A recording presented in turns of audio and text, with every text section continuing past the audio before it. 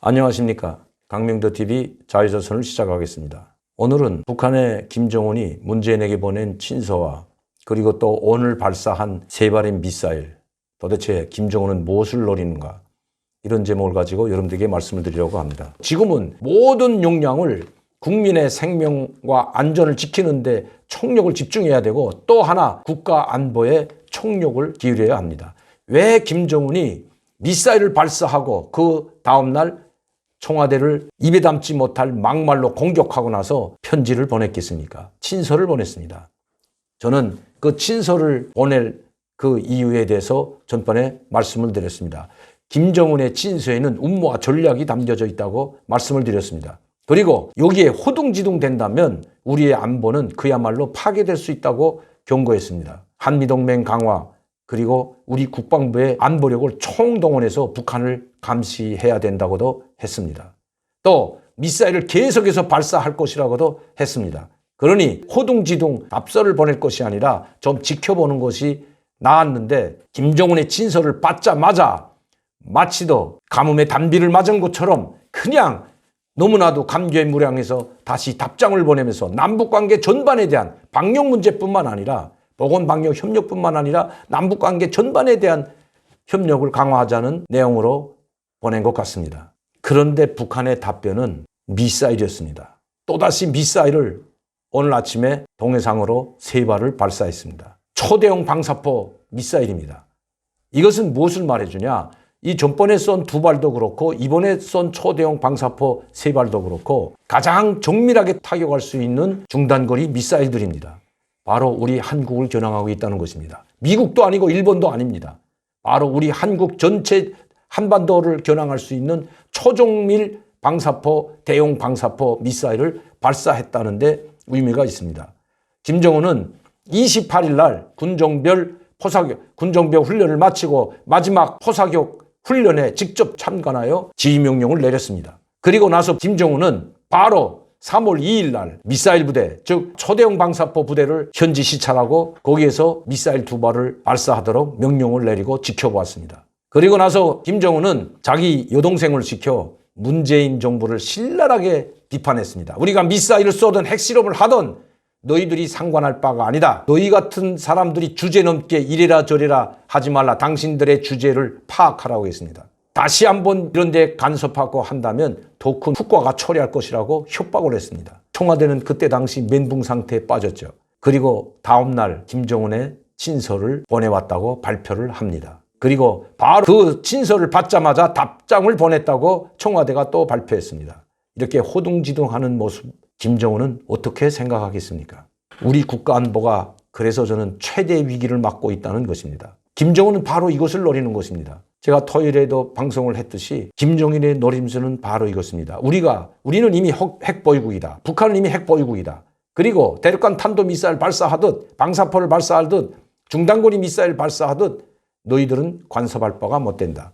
우리는 너희들을 언제 어디서든지 타격할 수 있고 순식간에 짓밟아버릴 수 있다는 것입니다. 그렇지 않고서야 어떻게 정상적인 지도자가, 그것도 한 나라 지도자라는 사람이 어제는 친서를 보내서 위로를 하고 국민들의 코로나 위협으로부터의 생명과 안전이 지켜지길 바란다는 이런 위로를 하고 그 다음 날 또다시 미사일을 발사할 수가 있단 말입니까? 오늘 아침에 저는 그 뉴스를 접하고 이제 올 것이 점점 다가오고 있다는 그야말로 등골이 오싹한 소름을 느꼈습니다. 이제는 미사일 세 발을 쐈는데도 입을 다물고 있습니다. 그리고 국방부 발표가 더 웃깁니다. 아마 군사훈련 연장선에서 쏜 미사일일 것이라는 터무니없는 이야기를 합니다. 천만의 말씀입니다. 저는 항상 여러분들한테 말씀드렸듯이 북한은 이제부터 계속해서 미사일을 쏘아야 될 것이라고 했습니다. 그리고 단거리 미사일뿐만 아니라 제주도까지 갈 수 있는 500km, 700km, 800km까지 가는 중단거리 미사일들을 계속해서 발사할 것이라고 했습니다. 그리고 4월 15일에는 대륙간 탄도미사일과 새로운 전략무기라고 하는 중성자탄까지도 실험을 강행할 것입니다. 이렇게 되면 한반도는 그야말로 폭풍 전야에 휩싸이게 될 것입니다. 그리고 북한의 군사적 도발은 국지전으로 끝나지 않고 전면전으로도 이어질 수가 있습니다. 여러분, 저는 지금 우리나라 지금 국가 안보와 우리 국민의 안전이 지금 경각에 달려 있다고 합니다. 모든 역량을 총동원해서 코로나와 싸우기도 하지만 북한의 움직임을 감시해야 됩니다. 면밀히 주시해야 됩니다. 그들이 노리는 것은 바로 이것입니다. 그들은 지금 타이밍만 잡고 있을 뿐입니다. 그 타이밍이 제가 보기에는 모든 경험이나 북한에서 들어온 정보를 봤을 때 4월 15일 바로 이전이 될 수가 있습니다. 지금 우리 한미동맹은 그야말로 그 한 번도 겪어보지 못했던 상황으로 도래하고 있습니다. 그 한 번도 겪어보지 못했던 상황이라는 것은 최악의 상황이라는 것입니다. 한미동맹이 이런 위기에 빠져 있는 것은 트럼프 대통령의 그 5배에 달하는 방위비 분담금 때문만은 결코 아닙니다. 이미 미국은 또 미국 정계나 트럼프 대통령은 문재인 정부가 중국과 친밀하게 가고 있는 것을 주시해 왔고 미국과 점점 멀어지고 중국과 가까이 손잡는 것을 지켜보고 있으며 면밀히 주시해 왔던 것입니다. 왜 갑자기 미국 대통령이 5배에 달하는 방위비 분담금을 무리수를 둬가면서 우리에게 요구했을까요? 정부의 행태에 반감을 가지고 있기 때문입니다. 지금 미국에서는 미군 철수설이 또다시 나오고 있습니다. 최근 제가 미국에서 활동하고 있는 인사들로 봤던 정보는 이미 미국은 점점 한국과 멀리하고 있을 뿐만 아니라 한국을 버릴지도 모른다는 이야기들이 공공연히 나오고 있다고 합니다. 의리도 없고 운에도 모르는 한국을 도와줄 필요가 없다는 이야기들이 나오고 있다고 합니다. 아마 그것을 바라고 그랬는지도 모릅니다. 그리고 방위비 협상에서 한치의 진보도 없습니다. 이미 결렬됐습니다. 언제 다시 이것이 열릴지 알 수 없습니다. 3월 6일 날 미 국방부 차관은 빨리 한국이 한미 방위비 협상에 나올 것을 촉구했습니다. 이것은 만에 하나 방위비 협상이 타결이 되지 않으면 트럼프 대통령은 미국의 국익을 위해서 미군 철수라는 초강수를 둘지도 모른다는 것입니다. 어떤 분들은 안이하게 대처하는 분들은 이런 이야기를 합니다. 미 상원에서 통과된 2019년도 국방수권법이라는 것이 통과됐습니다. 이 국방수권법이라는 것은 한국 내에 주둔하고 있는 주한 미군을 절대 철수시켜서는 안 된다는 것이 아니라 회계연도, 그 금년도 회계연도 예산에서 주한 미군 철수 비용을 뺀 것입니다. 제가 여기에 대해서 좀 알아봤습니다. 저는 예산에 대해서 잘 미국의 국방 예산이나 이런 예산에 잘 모르지만 이 예산을 미군을 철수시킬 때는 예산을 승인하지 않겠다는 겁니다. 왜냐하면 미군을 철수하려면 뭐 한 개 여단을 철수하든 두 개 여단을 철수하든 잠정적으로 단계적으로 철수할 때에도 그 철수하는 비용이 들어갑니다. 그 비용을 한미 협상에 의해서 또 미일 협상에 의해서 한국과 일본의 승인이 나야만이 동의해 줄 수 있다는 것입니다. 그리고 또 한국의 한미 동맹, 즉 동맹국들의 안보가 심히 위협되지 않는 상황일 때 주한미군을 철수한다면 그때 예산을 지원할 수 있다는 것입니다. 그런데 한국은 동의할 겁니다. 저는 아마 100%는 아닐지는 몰라도 여론을 흘리면서 여론의 추이를 봐가면서 또 이번 총선에서 이긴다면 아마 여당이나 현 정부는 미군 단계적 철거를 막지 않을 것 같습니다. 일본은 어떤 전문가들은 절대 일본은 한국에서 미군이 철거하는 것을 바라지 않는다. 왜냐하면 그렇게 되면 최전선이 일본 경계선, 즉 동해 경계선을 중심으로 이루어지기 때문에 일본의 안보에 극히 위험이 될 수가 있기 때문이다. 그래서 일본 사람들은 절대로 한국에서 주한 미군이 철거하는 것을 결코 바라지 않을 것이고 찬성하지 않을 것이다. 동의해주지 않을 것이다. 이런 이야기하는 분들도 계십니다. 물론 그분들 말씀도 저는 일리가 있다고 합니다. 그러나 제가 최근에 일본 정부에서 입수한 자료에 의하면 일본은 한국에서 미군이 철거하면 그 역량을 모두 일본에서 받아 안겠다는 기류가 흐르고 있다고 합니다. 언제든 철수해도 우리는 오히려 일본을 강화시켜주고 일본의 방위 개선을 일본 해상 경계선, 즉 중국과 일본, 한국과 일본의 해상 경계선을 해도 아무 문제가 없다는 그런 이야기들을 하고 있다고 합니다.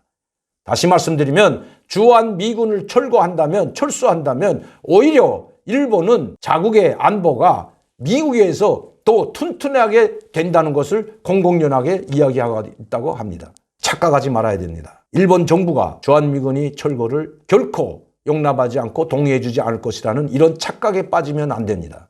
또 미국 트럼프 대통령이 자기 국익을 위해서 미군을 철수시키다면, 그것도 단계적으로 철수시킨다면 얼마든지 그런 일을 행할 수 있다는 것, 우리는 착각해서는 안 됩니다. 어떤 전문가분들은 트럼프 대통령에게 신멸히 비판합니다. 우리 국익이 지금 망가지고 미군이 철거되면 우리 국익이 손상받고 국익이 위협받고 있는데 왜 트럼프 대통령을 맹목적으로 지지하냐고 합니다. 트럼프 대통령은 우리 국익을 위해서 있는 대통령이 아닙니다. 트럼프 대통령은 오직 대한민국 국익이나 전 세계 어떤 나라 국익보다도 이제는 자국민 국익을 최우선하겠다고 공약을 하고 당선된 대통령입니다. 만약 문재인 대통령이 우리 국익이 아니라 중국이나 일본의 국익을 위해서 예산을 쓰고 군대를 파견한다면 우리 국민들의 지지를 받겠습니까?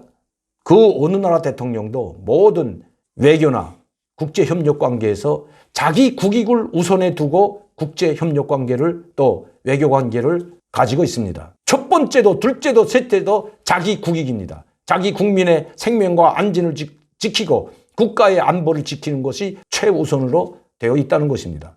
그런데 트럼프 대통령이 우리 국익을 안 지켜준다고 비난하고 힐난할 우리가 자격이 되는지 되묻고 싶습니다. 오히려 트럼프 대통령을 고맙게 생각해야 된다는 것입니다.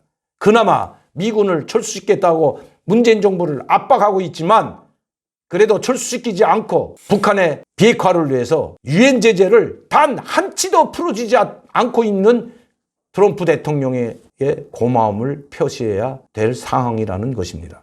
만에 하나 트럼프 대통령이 자기의 정치적 이익을 위해서 유엔 제재의 일부라도 풀렸다면 아마 그것은 최악의 상황으로 됐을 것입니다. 왜냐하면 일부가 풀리면 모든 것이 풀리기 때문입니다. 속담에 이런 말이 있습니다. 바늘구멍이 거대한 제방뚝을 무너뜨린다고 합니다. 우리는 미국 대통령이 그나마 하노이 회담을 결렬시키고 비핵화가 진전이 없으면 절대로 유엔 제재를 풀지 않겠다는 미국 대통령의 말에 고마워하고 또 그것이 계속해서 지켜지도록 우리가 지지를 보내야 한다는 것입니다. 우리 국가 안보가 지금 최대 위기 상황을 맞고 있고 국민의 생명과 안전이 경각에 달려가고 있는 이 시점에서 우리가 그래도 믿고 의지할 것은 미국밖에 없기 때문입니다. 김정은이 친서를 보내고 또다시 미사일 발사하는 것은 바로 미국과 갈라서게 하기 위한 전략이라는 것을 제가 여러분들께 여러 번 말씀드렸습니다. 바로 김정은의 무서운 음모와 전략은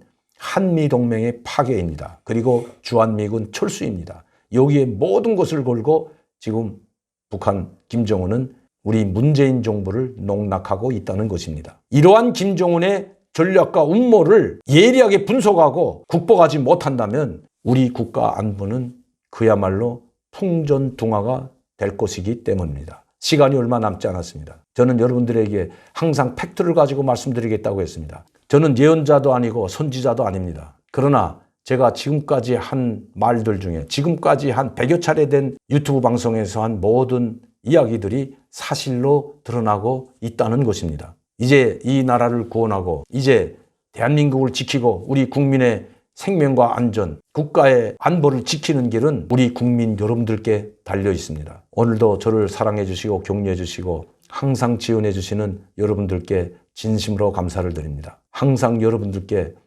팩트에 기초해서 정보를 알려드리는 것이 제 의무라고 생각합니다. 감사합니다.